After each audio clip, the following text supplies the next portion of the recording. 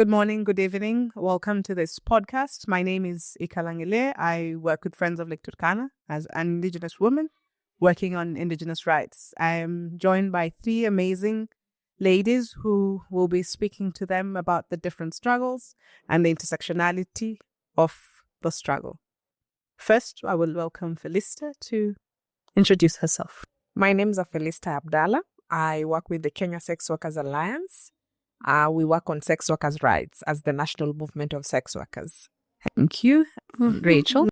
Okay, my name is Rachel Mwikali, working with Coalition for Grassroots Human Rights Defenders, Kenya, and Pussy Power, and part of femicide KE movement. Happy to be here. So my name is Lilian Awur. I'm from Pussy Power movement and working currently at CGHRD Kenya. I'm very much glad to be here. Thank you. I'm quite interested to find out what are the commonalities of your different struggles. Why do you think you need each other to push for what you're working on? I think for me, number one is the fact that all of us are women. And then another thing that is unique for most of us as women is most of us are actually coming from same areas. Despite the fact that we are coming from, we have different careers, we come from different cultures, but all of us are actually coming from the communities. From the, if you're coming from the ghetto, we come from the ghetto community. If you're coming, and that's where our realities are. But some of the things that are also bringing us together, it's the fact that we all eat the same food. We live in the same communities. When our environments are changing and affecting us, they are affecting all of us. When the struggles of sexual and reproductive health are affecting us, are affecting all of us as women. So I think the real and the main issues for us is the fact that we are all women. When it comes to you, Lillian, what makes you feel like you're part of the struggle? So number one, because I'm a woman, that's number one connector. Number two, my passion is around advocating for good governance, whereby food sovereignty and climate justice play a very critical role, because everyone here eats food. Either you're a child, you're a woman, either you're a man, we eat the same food. So for me, I think that's it. Okay, Rachel. So for me, being born and raised in Mathare and also having part of my life in the rural community, like, was it 2 or 3 years? I believe that our life is not in a silo, and our life and struggle is very intersectional. And some of our members also within the CGHRD or Pussy Power being peasant farmers. That's also part of Kenya Peasant League and Kenya Peasant League Women Collective, and also working with Volt and other climate justice activists. What we have seen also from our level of fighting inequalities and system that work against us is that we can't say we can't fight for any struggle.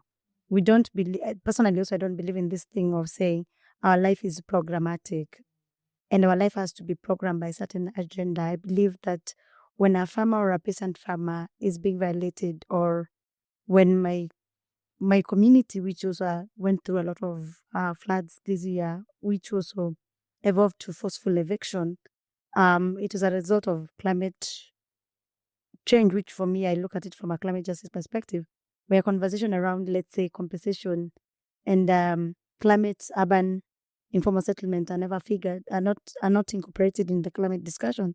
I felt this is a form of discrimination for my community. And seeing you, Carl, also coming all the way from Turkana, and my comrades from Machakos and other areas sending food to us when even we couldn't afford tomato, for me, it was a big deal. Even Felista taking our crops from our own farm to send it to us. And it came to my mind, I was like, I've been in this struggle for peasant farmers for the longest, when it started with KPL and CGHRD to fight GMO, when the current president was the Minister of Agriculture. And the way we fought is also from a level of seeing majority of also farmer or peasant farmers are women in their own diversity, and they never included this discussion. I felt it's important that these struggles, they have to connect. It doesn't have to be in a silo, because politicians, they don't organize in a silo. They organize in a more, if you touch someone from, let's say in Kenyan ODM, you'll face some music from them, or UDN. Like now you've seen Raila and Ruto, what they're doing. And you've seen even now Gates Foundation that they're doing in this country. So for me, I believe this is the right time for us to connect our struggle and seeing also women human rights defender from environmental community being murdered. And I remember when I got the award in 2016 in Sweden, Gotland, and Madolan, the award I got was dedicated towards Pathakasiris, which also inspired my struggle, even being passionate about and femicide. Yeah. So we right now in Azerbaijan, people are talking about climate, but then and our president and the country is claiming climate issues, but we are not seeing the feminist lens of the climate conversation. What do you think, and what are some of the thoughts you have that really show that as much as we're talking about climate and the climate crisis, how do you link the climate crisis to the sex workers' rights? For me, how I link it to sex workers, it's when Rachel came out and said when the slums were demolished because there were floods everywhere. That's where some of my community members live, and that really affected our work. When I'm talking about climate change, is that when farmers are not earning or are not getting their crops rightly, so they cannot be able to earn better, it means there's no way I can move from here to Kerisho to go and maybe do sex work from there, because I also depend on farmers as a sex worker to be able to earn an income. If the environment changes, it means I cannot be able to do my work in certain areas. Why? Because the climate has actually changed from that area. If people are moving away, it means my population also needs to move away. It means my work cannot work, because sex workers from Madare, when there were floods and other slums, were unable to work. They had to be moved out. They didn't have homes anymore. They could not work because they were actually struggling to make sure that they get homes. So that became very complicated for my community and I. When people are talking about climate change, this is not a conversation for a few people. It's a conversation for everyone, because climate change is affecting each and every person. And then some of the things some people forget, it's the fact that, like for example, me, I'm Felista, but I'm also a farmer. I do farming. I do small scale and large scale farming in a Cumberland, where water is an issue, where our rivers dry up every time, where the sun is too hot. When we're expecting the rains and we have prepared the farms, the rains do not come. When we plant our things expecting that the rain is going to come, it does not come. Our rivers, our lakes, they have all dried up within the eastern part of Kenya. This makes it very complicated for me as a sex worker who is a farmer to be able to earn an extra income where I was earning from my farming work. And this makes it more harder for people who are fully depending on farming and sex workers who are depending on farmers. Because you know us, when the people from the western region have gotten their money for their sugarcane, that's where we move. When people from the tea farms have gotten their money from the tea leaves, that's where we move. When the people who have harvested coffees and have been paid for their coffee money, that's where we go, because we go where the money is, where the demand is, because we know when people get money, they also want to have fun at the same time. So it means if people are not harvesting because the rains are not coming at the same time, or they're not coming at all, or they're coming in a large quantity whereby it's coming to destroy the crops, and even carrying away the houses of the farmers, the needs are changing for our clients. That makes it more complicated for us to operate as sex workers. And we are saying, as much as we think climate change is affecting a certain community of people, it's also affecting us. For example, if there is no food and the price of foods are going high and sex workers do not have clients, isn't that climate change affecting my community? Because at the same time, I don't get a good quality of food that I'm supposed to get. The sex workers are not getting them. Why? Because the quality that is being harvested and the quantity is small, and the quality is also not good. So it means, and the prices are actually going high. First, we can't afford it. Nowadays, good food is for the rich. If I do not have clients, if I cannot operate as a sex worker because the farmers are affected, climate change has affected a lot of things that are happening and how people are operating in the country, that makes it so hard for my community and I to earn. And it makes it very difficult for us to get that quality food, to even afford it, and to make our children to live in a good environment. Because all the time it's floods. Little rain, it is flooding. And all the time when a place is flooding, the government is demolishing it. Where are we taking our children and ourselves? So that's how I see it for myself. Lillian, ulisema you work on governance. Na governance, alafu you come from the slum. So kuna shida ya maji, vile Felista amesema juu ya maji. So kuna struggle ya maji. Sa zile maji hakuna, kuna zile privatization. Napata cartel ndio zinafunga maji, nalipisha watu maji, tuliona kwa BBC, wakisema sex for water. Wewe unasemaje juu ya hiyo? Kwa sababu ukisema ndio kuna governance, kuna water rights, kuna privatization. What are your thoughts? Ndio sasa tuweze kuona ni njia gani wenye wanafanya water privatization, wenye wanapigana against water privatization, wenye wanapigana governance, hizi struggles zote zikuje pamoja. So for me, struggle ya maji where I come from informal settlement, started way back in 2014 when we never even knew that we were human rights defenders back then. Hatukuwa tunapata maji safi. We were struggling. Wamama wanashinda nje usiku wakitafuta maji. Kwetu hakuna street lights. That is number one back then in 2014. Angalia security yao. Angalia pia mzazi akienda kutafuta hiyo maji anarudi. So anaacha watu pia kwa hawa wamewafungia nje usiku. So in informal settlement, moto zinatokeanga at any time. Yeah, so umeacha watu you're very much worried. Ni kama disaster itatokea ama itatokea. So you waste a lot of time looking for something that a government should provide.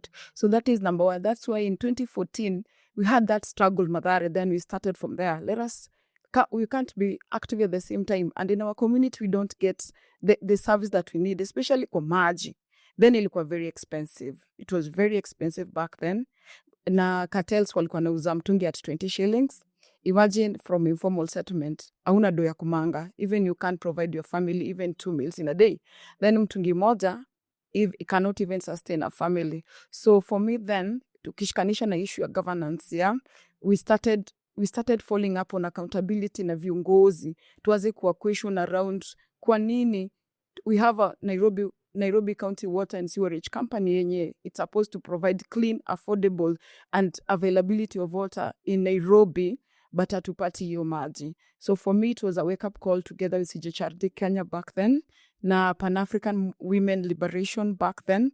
We started that fight. So for me, at least now nasema kuna maji, but at least your fight jaisha because now kuna rationing.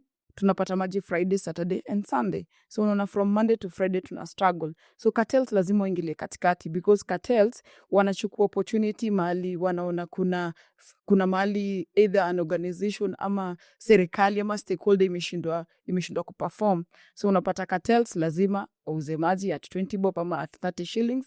Hiyo maji hata tujui wanatoa wapi. Ni kokoteni naleta na mitungi. So for you ni wewe kuibuy but at a very cost.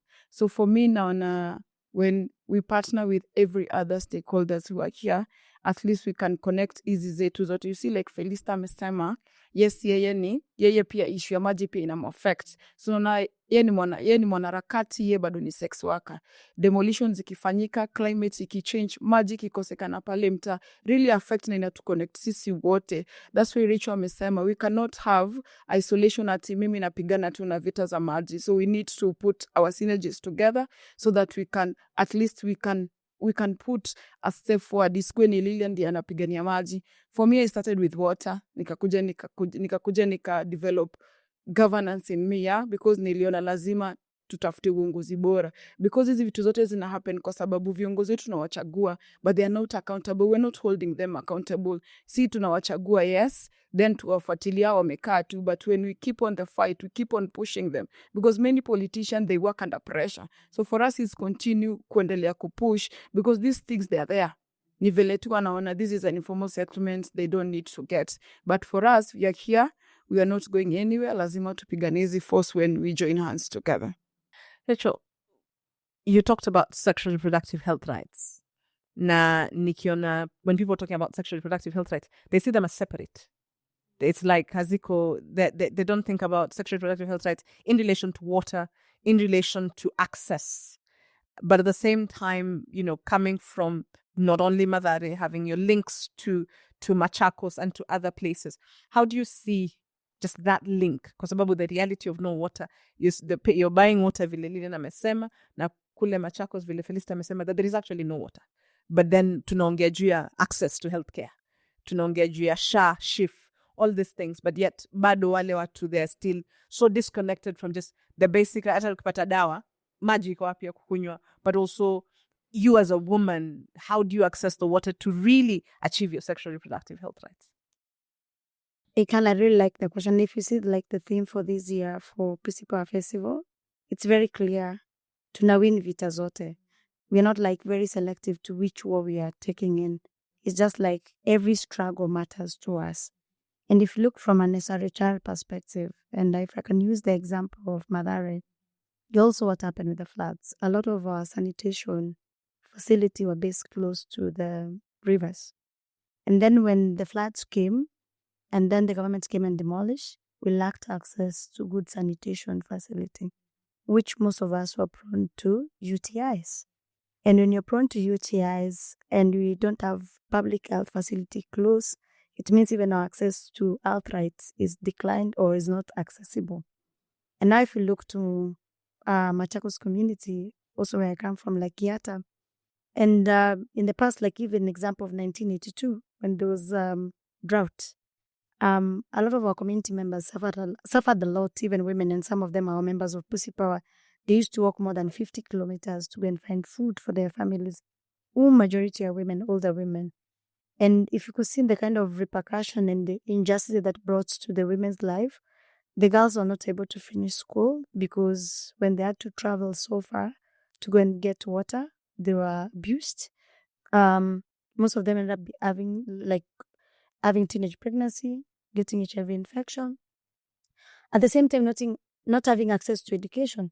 Because when all this intersectionality of injustices is happening and there's no like government support, it means even the freedom of the girls and women is not realized.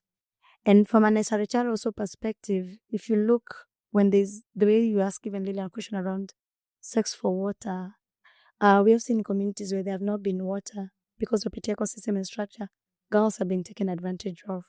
Women ended up getting pregnant. Some of them have had unsafe abortion. We ended up losing them because of the injustices and them not having the agency, because now you're forced, should I choose water or should I choose my freedom?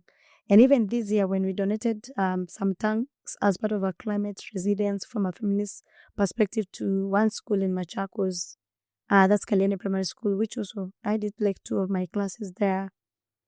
What PAIN does as activists was that the school-going children were forced to determine would they choose drinking water or water for food. So you can imagine putting a child in a hard situation of choosing. I'm thirsty, I want to drink water, but also this water is being used to cook for me food.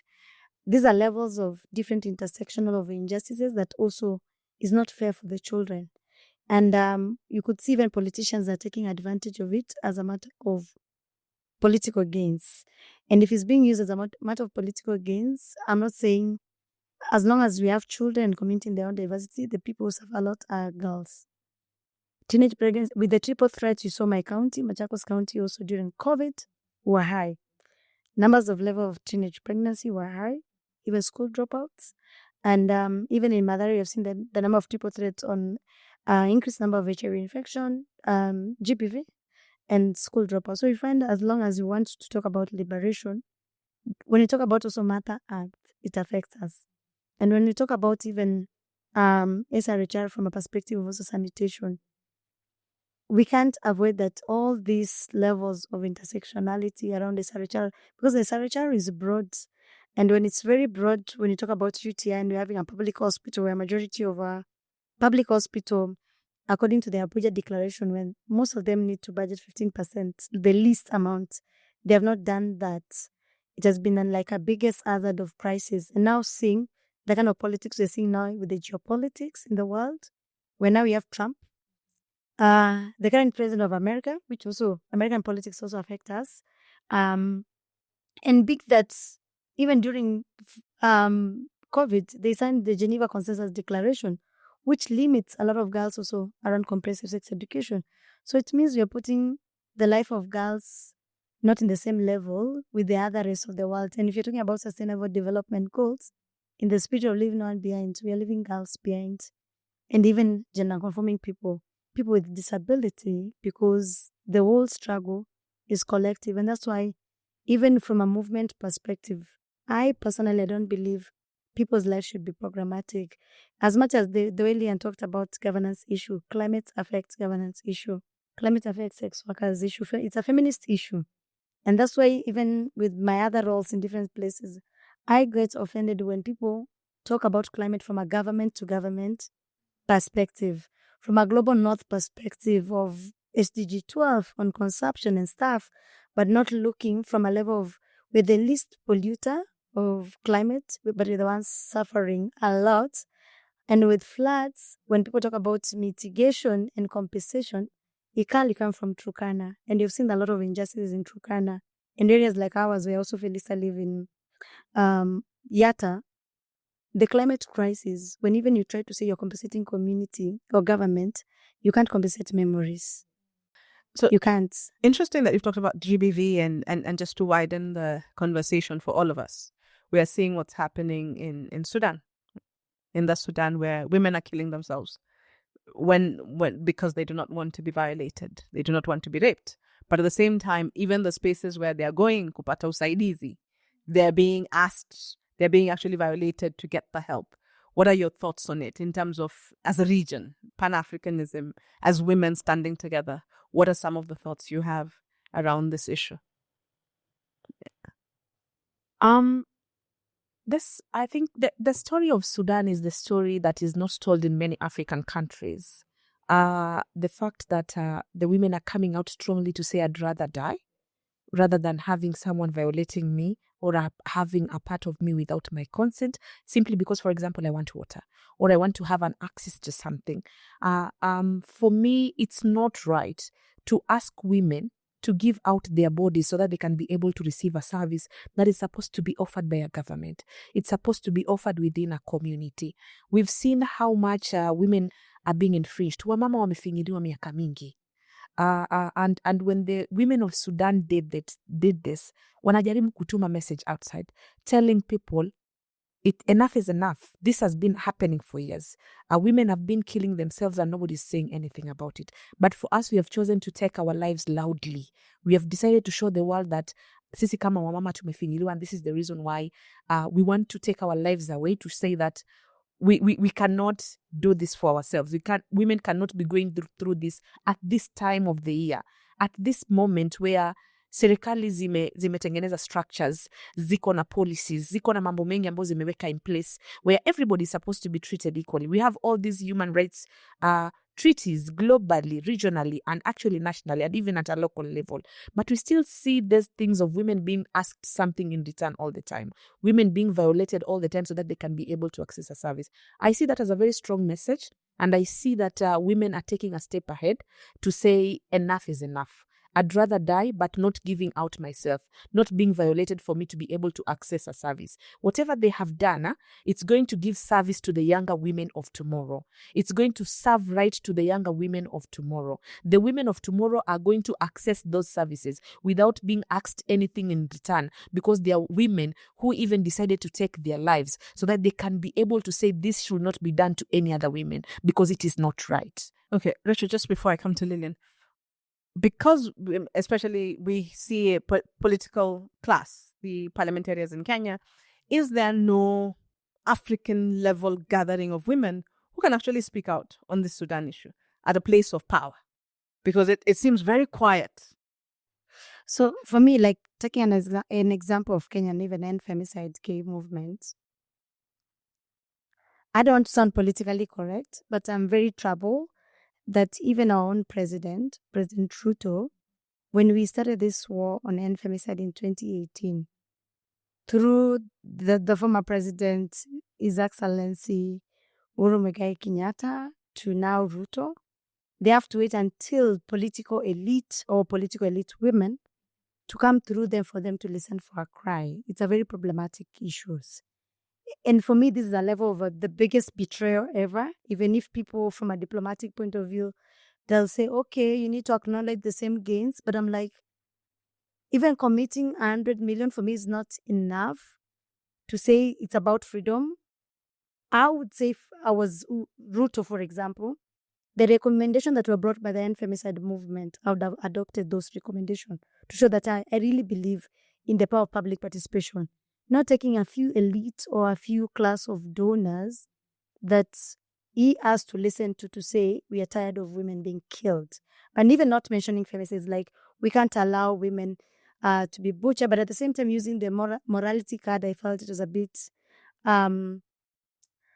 like not being clear on what the issues is. Just hold. Lilian, vile Ruto anasema, Rais Ruto anasema wasichana wetu wajichunge. Na vile saizi umesema, kwa slum, lazima ufikirie mtoto akienda kununua chakula. So, ataamua kae njaa ama ajichunge aje, from your thoughts? So for me nataka kujibu kwanza ile ya Sudan, because wanawake wamekuwa wakinyanyaswa kwa culture na religion, because ukiangalia Sudan it is Islamic sana, so population mingi ni Islamic, so na culture inakuwa imenyanyasa wanawake sana. If these women can have come out na wame make statement, inamaanisha wameanza kujitambua, wameanza kutoka kwa minyororo za culture na wanaume kuwadisaidia what they need to be done with their bodies. So for me naona ni kitu muhimu wamefanya. So what they need is just the support, because mimi nashindonga the African Union inafanyanga nini. So my question to African Union, if these things are happening, these injustices they're happening in Sudan, and these women they have come out strongly condemning and even killing themselves, now no one in African Union is speaking about it. No one in Africa, the heads of states in Africa, they're not speaking about it. It means as an African nation we have a problem. We have a problem because they need to see something, even if it is a conference to say these are the things that is happening in Sudan, these are the evidences, but the whole nation is quiet. It means even the AU is not helping us.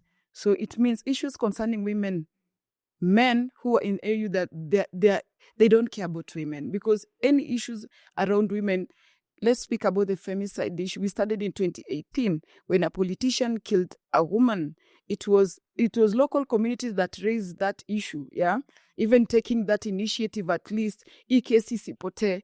Unaona? So kama ni local communities imejiorganize na serikali yezi simama na sisi, it's the high time tuendelee kuorganize locally, because no one is on our side. It is the community care, the other allies who are within us. So hiyo issue yenye umeniuliza about vile president anasema wasichana wetu wajichunge.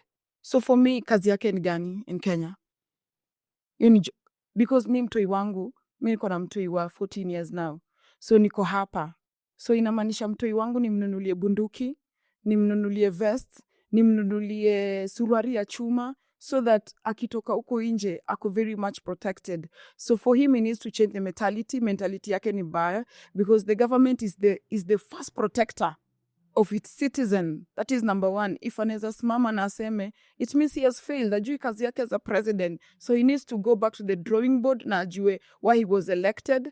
Na safety, mandate of the safety comes from the state. Na state ni yeye. So it means that analenga responsibility yake, ameileta back to the community. So it is our power tumkumbushe kazi yake ni gani, because it brings with a lot of pain.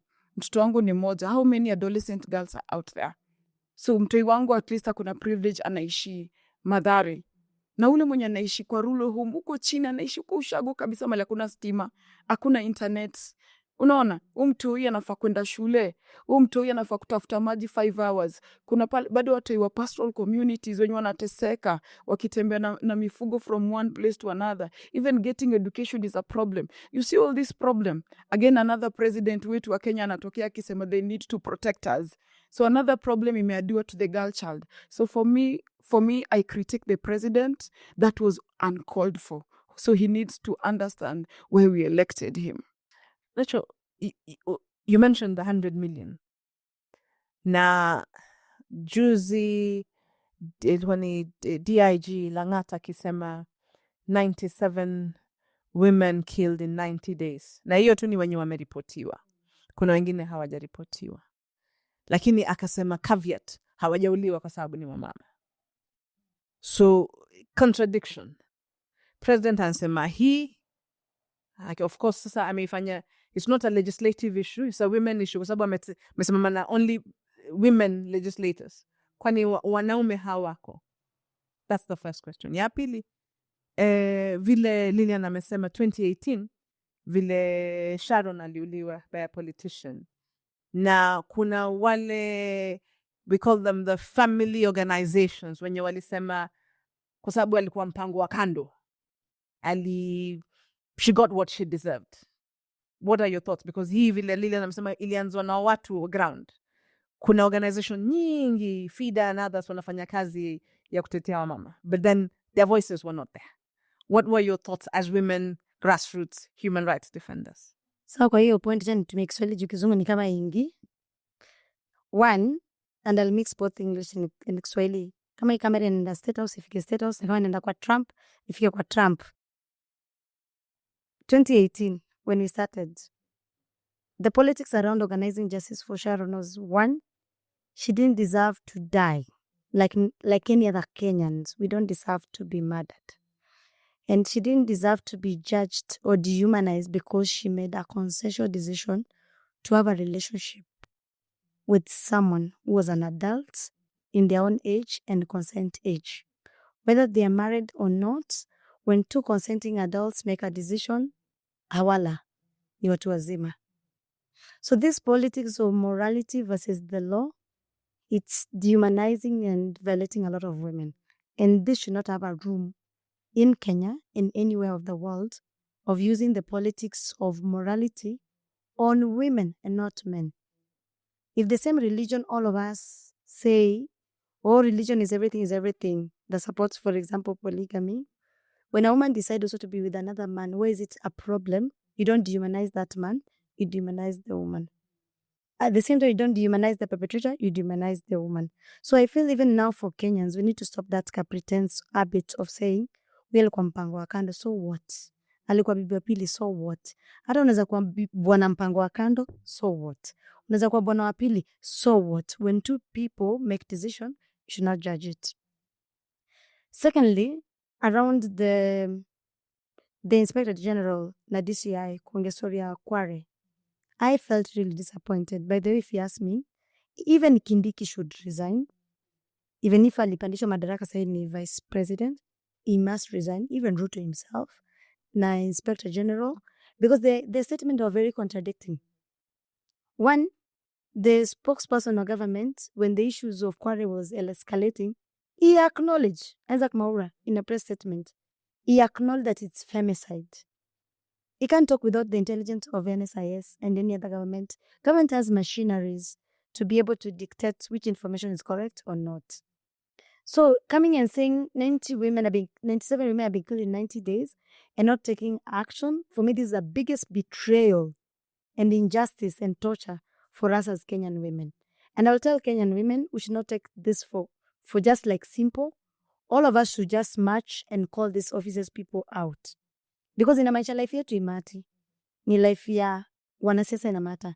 Ni life ya watu wengine inamata. Because kama 97 women au ni wenye wako reported. What about wenye wako reported? Now seeing even, not only just the president, Chief Justice Martha Koome, also from FIDA, your affiliation ya FIDA, coming to say, oh, femicide, blah, blah, I'm like, sisi tukifanya maandamano ya justice for Elizabeth, tulichukua petition yetu.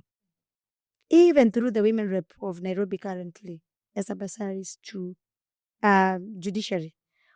Walikuwa metudinai hata kuingia judiciary kupitia petition yetu justice for Elizabeth. We had to bring a whole accountability question dokatukubali because tulikuwa na pasaris because ni mwanasiasa. Dokatukubalisha tuingie. And then tunongoja 16 days of activism of Orange. Watoto tuko pamoja. Na Ruto ndasema na commit 100 million. What is 100? Other constituency money is not 100 million. Constituency. How many Kenyan women are we in this country? And then Ruto saying, for example, ati tukue careful, we trust. Majority from a Depotef na African Uncensored reports, women are being murdered in their own homes. Will you be, utakuwa na shuku mtu wako? Mpango wako? Ama boyfriend? Ama whatever? Ama family members? Because some of the cases, people are being killed by their family members. So for me, I feel hawayuko serious. Hii ni kutupaka tu mafuta. And that's why me, I'll encourage Kenyan women that the war is still there. Let's keep on. Na any shirika inataka kutumika kukatia rights za women, we should call them out. Any institution ya government inataka kutumika kukatia rights of women, we should call them out. And then also it goes back to your question around Sudan. I feel all of us as African women and as African countries, we need to stand in solidarity with African women and African people from a Pan-African perspective, that we can't allow, the way Lillian said, we have African Union is not doing anything, and then you're not holding them accountable. We need to hold these bodies accountable. But also from a global North and global South perspective, when we are also in solidarity with Ukraine, most of us were in solidarity with Ukraine, and a lot of global North countries when issues, because human rights are universal. I feel it's so sad that now when we're having wars in Sudan, Congo, even now Burkina Faso, there's a bit of here and there. Even what's happened in Kenya with the Reject Finance Bill, there was a lot of people who were murdered. They need to stand with us. It should not be like about global North, they're the ones enjoying human rights and not us. Felista, mulipeleka petition this 2018, lakini pia this year mulipeleka petition demands to parliament. So the same legislators wenye walikuwa na rais state house waliona hizo petition through their committees. What are your thoughts? Because ni saa hizi ndio sasa wanaongea, lakini they have not done anything in parliament. So wamefanya roadside declaration, lakini kwa bunge they had a chance to raise this issue of femicide and discuss. What are your thoughts, and what would you say to them if you were to speak to them? So my thoughts are, I think politicians, legislators are selfish. People are very selfish in this country. Thousands of women in Kenya wali march in different counties. The biggest march being here in Nairobi. Na hata wakati uliona politician wengine walitokelezea, wamama walikuwa wamekasirika. Women were tired. Walikuwa wanauliza, where were you? Where have you been hao watu wakituwanga? Kwa nini unakuja sahi hapa juu tumevaa t-shirt tunataka kujifanya mama mwenzetu? And that is, they had all the time. Because one of the things I'm looking at this government, serikali inaweza fanya mambo mengi sana. Venye umesema, bunge inge discuss. Bungeni, i-discuss about femicide. Na iseme wamama waliandamana. Na wametuletea masharti yao, wamesema, 1, 2, 3 kiekwa sawa, basi good things are going to happen in this country. Women will feel protected.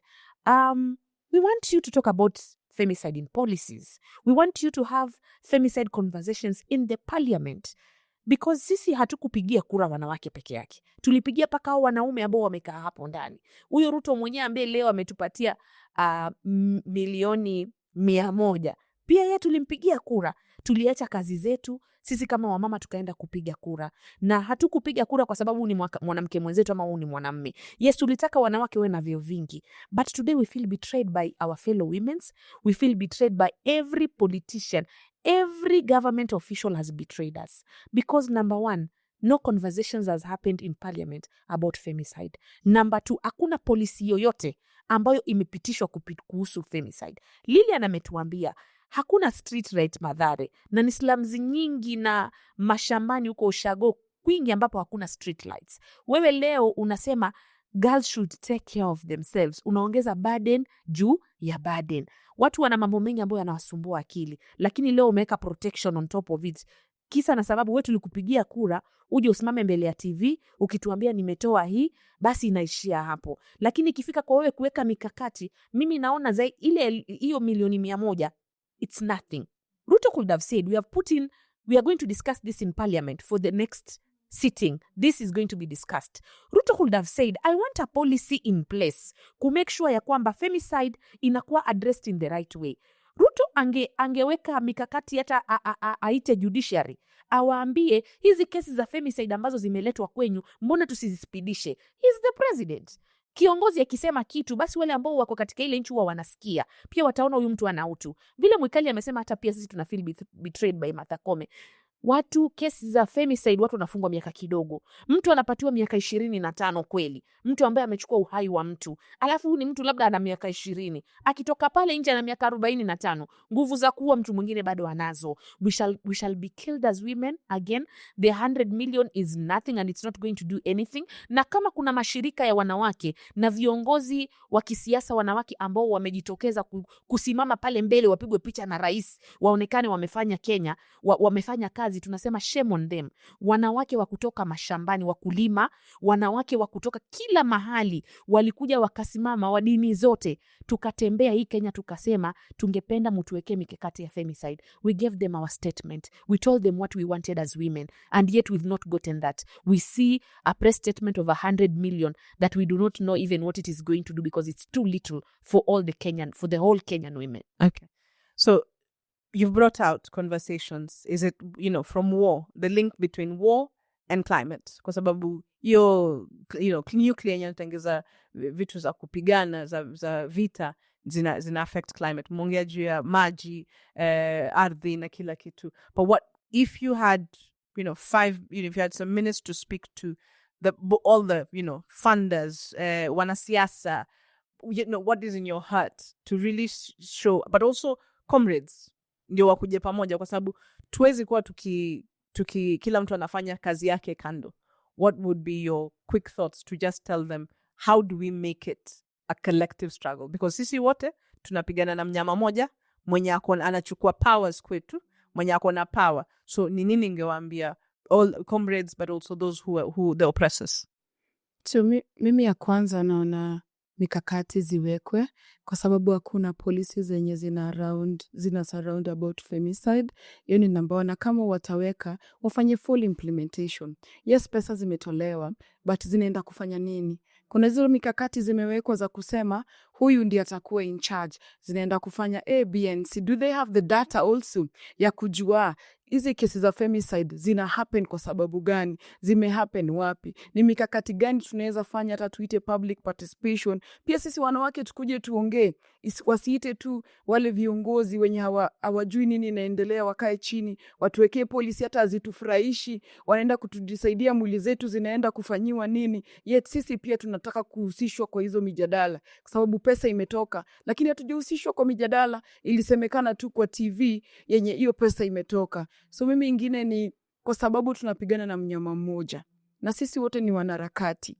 Sisi wote, kwa wale wako na nguvu ya kuingia kisiasa, maana vita kubwa iko pale, wakati sisi hatuna labda watu wa kupeleka mijadala kama hizi. Kuna wakati tulihusika sana na women rep wetu wa Nairobi, lakini ametufail kwa sababu tunampatia petition, hata isomwi, haifiki pale bungeni. Lakini kama tunaweza pata watu kama sisi wenye tunajua shida zinatusumbua mashinani, ni nini yenye tunataka, kama kutoka viongozi tofauti na wale local leaders from different organization na activist feminist, shirika pia la malaya pia itoe watu wao waingie kwa ulingo ya siasa. Ndio saa ile mimi na shirika langu tunaona kuna issue na maji Mathare ama Nairobi, Felista akiwa pale bungeni na muita, si lazima nihonge Felista, kwa sababu Felista nimemjua siku mingi, tumefanya kazi. Naita tu Felista na mwambia malilio yetu ndio haya, kwa sababu hao viongozi tunachagua, tunafikiria wanaenda kupeleka malalamishi zetu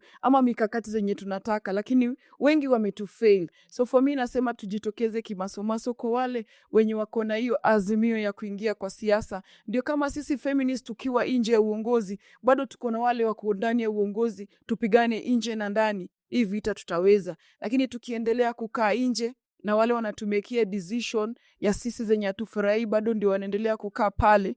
Mimi nasema tukutane 2027 tuchague viongozi wenye wanafaa, kwa maana tusipochagua viongozi wanafaa kwa sisi, naona ukichagua mtu, tuseme kwa mfano mtu kama Rachel alianza hii vita kitambo, anajua ni nini inafaa kufanyika. So tukiwa na watu kama hao, kama 20, kama 30 waingie pale kwa bunge, najua vitu zitabadilika, kwa maana tuko na ile tabia kuchagua viongozi. Kila wakati ni ule kiongozi anaenda kwa zaidi ya miaka 20, hajaperform miaka 5, hajaperform 10, hajaperform 15, tunamuongezea zaidi. So tukimuongezea hizi miaka zote, hakuna kitu atafanya, na yetu kuna pesa zinatumika za wananchi. Tunaendelea kutozwa ushuru usiku na mchana, lakini sisi wenye tumetoka kwa vitongoji duni ambao ni hizi slums, bado hatupati zile services tunataka. So for me tuendelee kushikana na tuchague pia viongozi kutoka tu ndani yetu wenye wanaweza enda pale bungeni, na pia hata county pia wana make masheria, na lazima pia tuchague pia ma-MCA pale chini. Tusiangalie tu bunge kuu, pia bado ma-MCA wanachangia sana ku make sheria, kwa sababu kuna ile sheria pia wanaweka around pia SHR.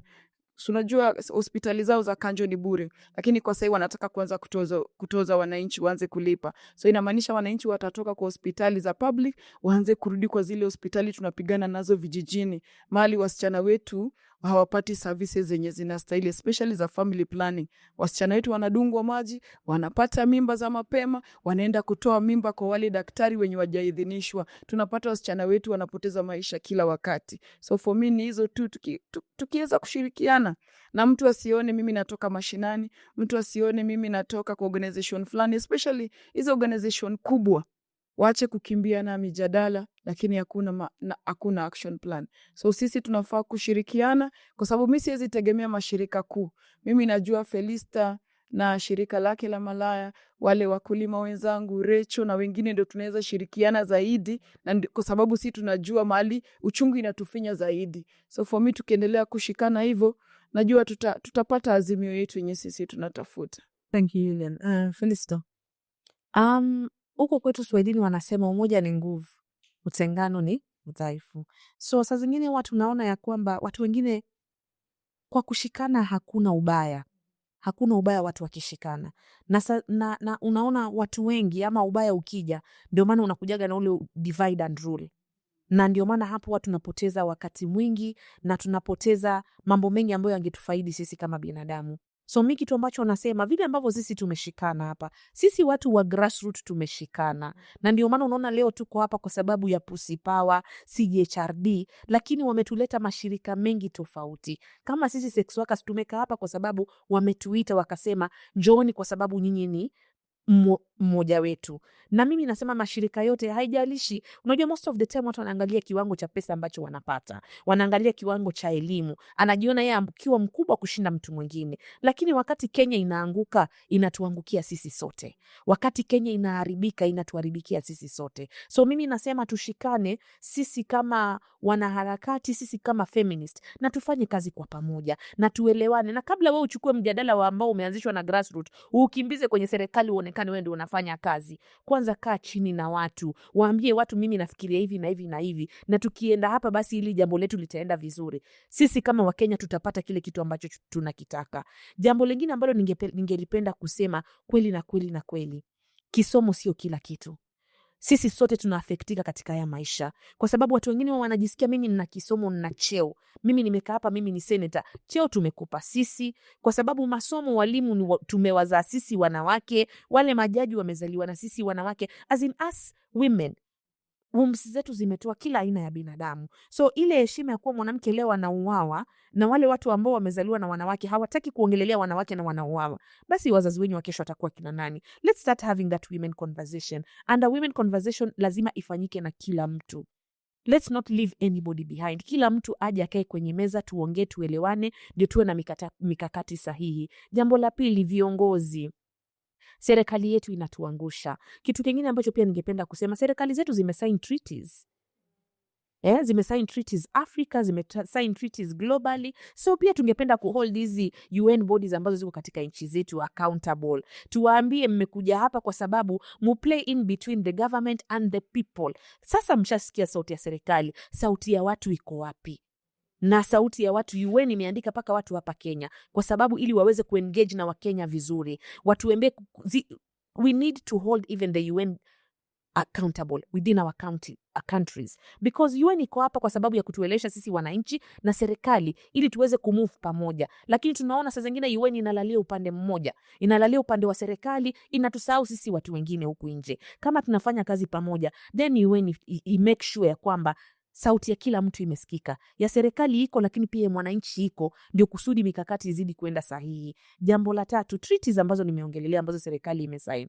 Sisi kama wanaharakati, wakati tunafanya kazi hapa kwa grassroots, to collect evidences zetu. Wakati nchi zetu zinaenda huko katika treaties ambazo zimesign, zinaenda kusema kama serikali for example, Kenya itasema imetoa milioni 100 ya kuaddress femicide katika zile treaties ambazo imesign.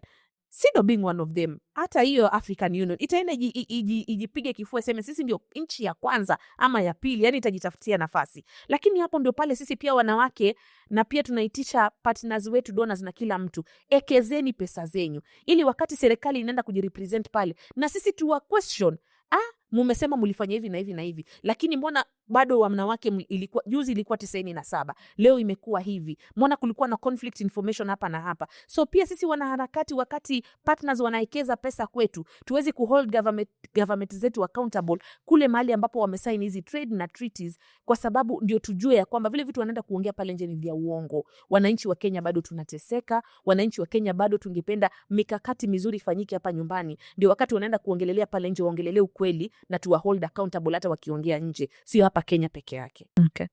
Rachel? Well, to be honest, from my own perspective is that Kenya ilichaguliwa for United Nations Human Rights Council. Which human rights are we defending as a country? And venye Felix amesema, do we have to reduce Kenyan women to a certain amount of money? And also when you talk about money, I've worked in different spaces. There's the way you say roadside declaration and documents. We all know our president is a liar. And he just said it, anasemanga hizo zingine, tumewatengea mama mboga, watu wawili bado. Do you have to go the same way we went with finance bill for him to listen? If it's the only language he understands, then we'll continue doing that. Because we can't afford. And you all know, all of us, when you're in a war, you have to defend yourself, and you have a system that you need to trust is not defending you. You have to fight for your freedom. And to anyone who thinks they can curtail the right of us Kenyan women, we'll fight for ourselves. With or without money, we'll fight for ourselves. Because even our foremothers, forefathers, or forecomrades or people fought for ourselves without projects. Fought for ourselves because also the struggle tunapigania sahi, it's our struggle. Because even now, even personally, I'm afraid to date. Because I don't know if I'll be killed or not, and I want to date. I want to see men as human beings. I want to see my country as a country where civic space is respected, is valued. When I call out government for not doing good job, which also I'm helping them for watchdog, I should not be abducted or killed, but now we are being seen, all of us being killed. So in a parting shot, what I would say, whether a few class political elites will discuss, sisi tutaenda kwa barabara, we'll do what we need to do for us to be free, kaende. Even if walisema kufa makanga kufa dereva, if for us to be listened well, kufa makanga kufa dereva. If they did impeach Rigiji within a minute like this, where even they valued public participation even if they did their own things, the same way before they decided this amount of money on femicide, they should have called us as citizens and said this is a public issue. We have seen women and male allies and Kenyans on the street. Could you give us your views on how we need to handle it? And we have already said it through protests, through petitions, through even people going to court. That they should have done, even the Ruto himself, what we had suggested. We gave him free intellectual labor. And his advisors, including him, must resign. Because they are not doing work for us. The political elites, they are betraying this country. The same way, walitembelewa na comrades, na Kenyans. I think it's clear even now through my own MP. We need to tell them, and my MCA, they should take these issues to county government and national government. From our own perspective, they're not doing that. They pack and go. Me, I'll not wait until 2027. Maybe ndakuwa nimedate, sijui. But for now, I feel clearly we need to push it as today as anything, because it's an emergent issue. We can't wait. For us, 16 days of activism is every day. Not to tick the box of international community, not tick the box of Kenyan partner because you want to look politically correct. Because even body language betrayed him yesterday. Even the way he was talking, betrayed him. So for me, I feel we're not going to give up. It's sad seeing women, us, in our own diversity being killed. But I was really disappointed, a bit stressed yesterday. But also it has given me more energy to continue fighting for us to be able to be free. Okay. I think what you're saying is when injustice becomes normalized, the resistance becomes law. And that means that, I just as a wrap up, it's important for us in the different spaces, be it food, tax, climate, labor, water, health, the everyday land struggle, sex rights, sex workers' rights. It's important for us to bring our struggles together because common values, common struggles, and for those who constantly try and hijack the narrative and translate it for their own narratives, I think we have to recognize that oppressors only thrive when they have allies amongst the oppressed.